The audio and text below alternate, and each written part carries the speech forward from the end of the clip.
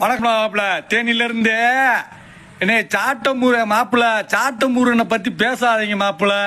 இல்லை, என் காலில் விழுக சொல்றா சாட்டமுருகனை, என் காலில் வந்து விழுக சொல்லு, நான் விட்டுறேன்.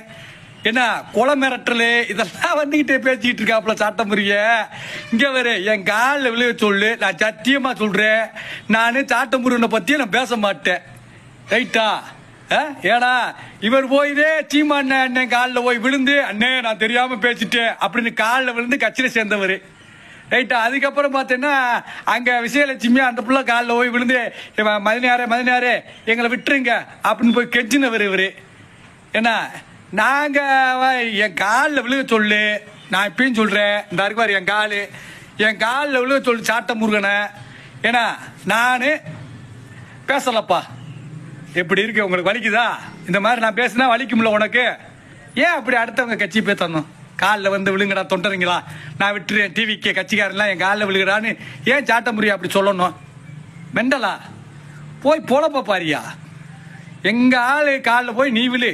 ஏன்னா எங்க தளபதியை வச்சுதே நீயே யூடியூப்ல நல்லா சம்பாரிச்சுக்கிட்டு இருக்க, அதுலலாம் தெரியுதா? என் தளபதியை பத்தி நீ பேசி பேசி பேசி உன் புள்ள குட்டியோட சாப்பிட்டுக்கிட்டு இருக்க, அது தெரியுதா? இது மாதிரி என்னை பேச வச்சிடாத சொல்லிவிட்டேன். ஆமா, இல்லைன்னா பேசி விடுவேன்.